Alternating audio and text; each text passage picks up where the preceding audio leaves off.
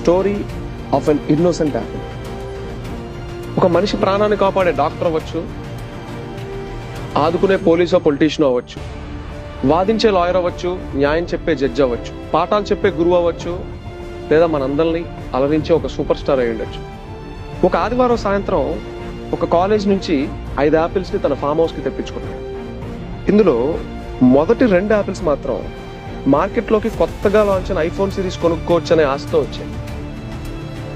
ఇంకో 2 యాపిల్స్ మాత్రం వారు ఇష్టపడి వారి స్వరాభం కోసం వచ్చారు.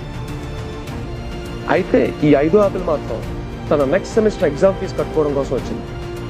మా బాధ, ఆవేదన ఈ 5వ యాపిల్ గురించి. ఈ కథలో పరిమాణం కంటే పరిణామం ముఖ్యమే. ఇవాళ నష్టపోయేది ఒకటే యాపిల్ అవ్వచ్చు, కానీ ఇవాళ అవసరం రేపు అలవాటు అవ్వచ్చు, అలవాటు వ్యసనం అవ్వచ్చు.